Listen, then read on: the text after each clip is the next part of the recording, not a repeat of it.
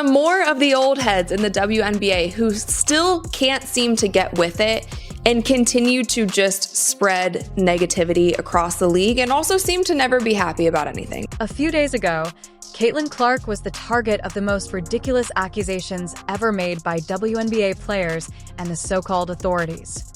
I'm glad they were hit by instant karma this time around because they dared to call Clark the biggest trash talker in WNBA history, as if we were witnessing the same Caitlin Clark. There can be women who are older than you, better than you on your team, but if they see that you are a young star and you're doing really well, they will do whatever they can do to sabotage your success. Even when Angel Ree almost dislocated her arm or Jai Carrington poked her eye severely, she remained completely silent.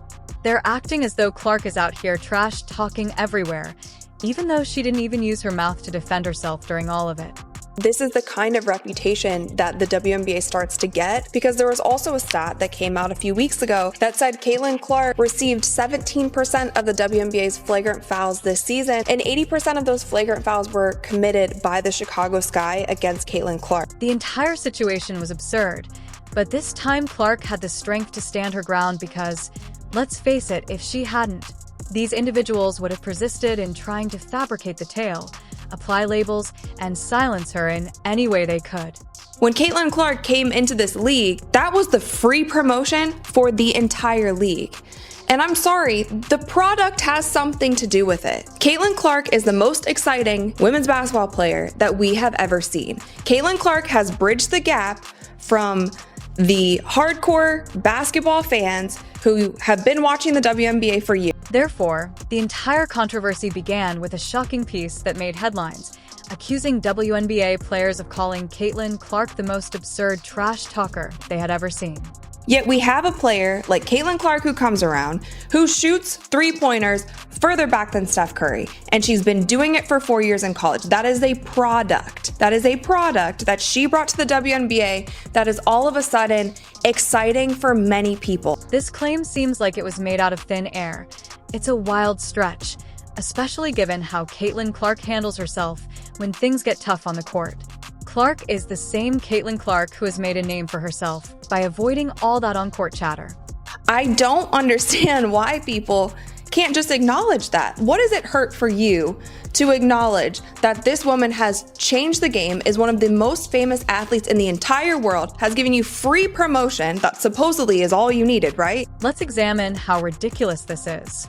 There is a ton of evidence that Clark is about basketball and not trash talk, but here we are watching some players desperately attempt to make her the league's ultimate villain despite the fact that she is fiercely competitive and the player who remains utterly focused even when chaos breaks out. All the news surrounding Caitlin Clark and all of the dirty plays and hard fouls being committed on her, but I feel like it's gotten pretty absurd, and it's honestly downright embarrassing to see how the WNBA and the media coverage of the WNBA is playing out. You want to discuss how terrible things have become for Caitlin Clark? Consider the high-stakes, crucial playoff game on June 12, 2024, where Caitlin Clark is in the midst of a nightmare situation. Jai Carrington, one of the hardest players in the league from Connecticut, enters and hits Clark in the eye.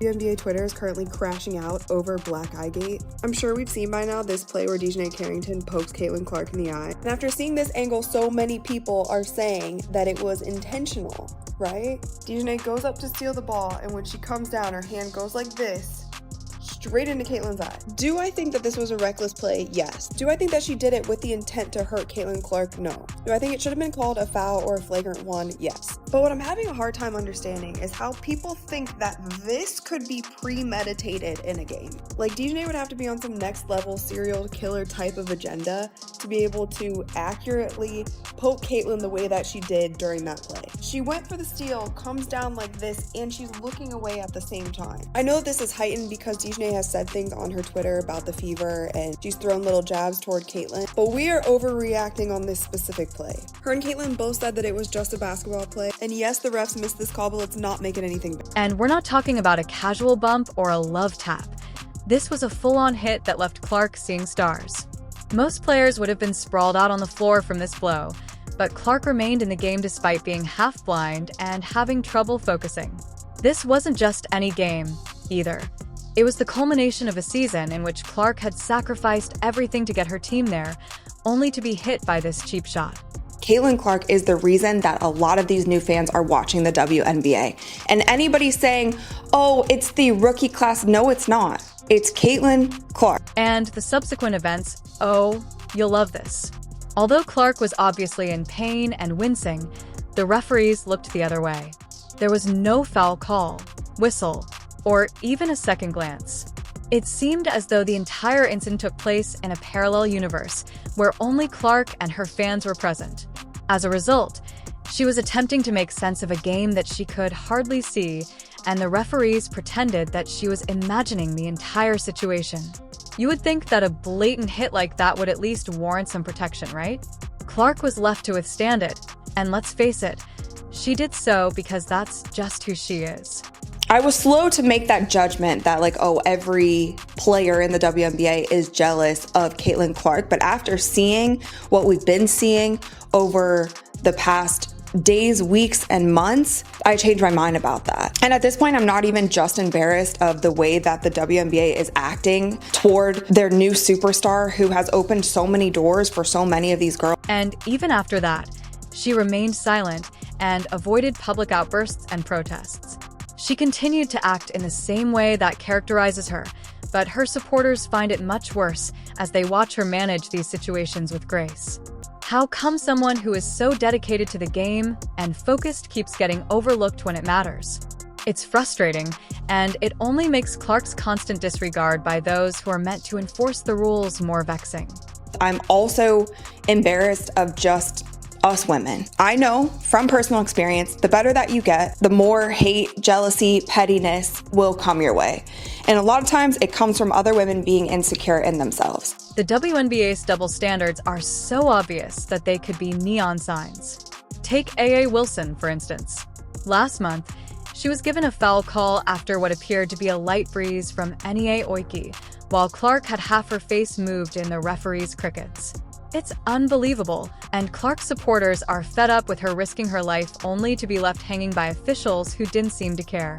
This incident with Carrington was just the most recent slap in the face, and Clark supporters are sick of it. I'm sure you guys have seen the viral clips of the dirty plays and hard fouls being committed against Caitlin Clark. We have seen players on opposing teams celebrating when Caitlin Clark gets thrown to the ground. We are seeing women just refuse to go to post-game media pressers because they don't want to talk about Caitlin Clark. But if you thought that was awful, fast forward to the March 29th, 2023 NCAA tournament, when Clark faced off against Angel Reese in what can only be described as a fierce altercation. Reese got so physical that she almost broke Clark's arm in two. Clark tried to shake the pain off her arm, which was obviously uncomfortable, but Reese dismissed it as a basketball play, as if she had almost hurt someone. Of course, Clark could have made a fuss or retaliated with accusations, but she chose to take the high road as usual, and the media had to make it worse. The women in the WNBA, the old heads, the ones who are petty, the ones who are jealous, the ones who can't get on the new wave, is what is continuing to hold the league back. They came for Clark, blaming her for not being tough enough or for lacking emotional control, as if she were the issue, rather than pointing out Reese's irresponsibility. It's as though we've entered a strange universe, where Clark is penalized for being composed. At the time, the media's narrative was satirical, but Clark continues to act, remain mute, and get harsh treatment. They've fumbled Caitlin Clark in the worst way that they possibly could. They've handled the Caitlin Clark situation in the worst way that they possibly could. And I kind of agree with him. And then, on September 14th, 20124, poor Clark survived when Alyssa Thomas, the powerhouse from Connecticut Sun, dropped a bombshell accusing Clark and her entire team of racism. Yes, she went there. This wasn't your typical sports feud. Rather, it was a serious accusation that left everyone stunned, and naturally, media outlets wasted no time in turning it into a full-fledged circus. But now a lot of people online are asking for the WNBA to review this play because as multiple angles have come out of this play, it seems like it might have been intentional. The ironic thing was that there was not a single piece of evidence, not even videos, quotes, or receipts, to support Thomas's assertion, yet the tale somehow went viral. Clark, the athlete who has dedicated her entire career to her sport, was caught in the crossfire. How did Caitlin Clark react to this chaos? She remained silent and didn't say a word, while others might have made a statement or gone on a social media tirade. It felt like a desperate attempt to cast dirt on someone whose only crime is being exceptionally good at basketball, but the damage was done. The media didn't care about small details or facts. They just needed something scandalous to sell. Clark did what she does best. She remained intensely focused on the game, and her silence was more powerful than any counterargument. It's a kind of grace that most athletes can't even fake, but for Clark, it comes naturally. Despite her reputation being unfairly questioned, she didn't feel the need to defend herself in public. Instead, she let her game speak for itself and displayed maturity well beyond her years. The WNBA needs to overhaul the referees that they have just been absolutely awful this season. I think DiJonai Carrington poked her in the eye on purpose. She was reckless when she was going for the steal. She didn't care where her hand landed. Even unfounded allegations have a tendency of staying, and this one created a lasting shadow. Whispers followed her about, and her side eyes were included in the story. It's obviously annoying to have to bear the weight of someone else's false remarks, but Clark, who is renowned for her unwavering work ethic, had to deal with this additional, wholly undeserved responsibility all of a sudden. Despite everything, she never allowed the foolishness deter her. Her fans weren't going to leave this unanswered, so they went into full-on defense mode and showered social media with support. This wasn't just them cheering for their favorite player.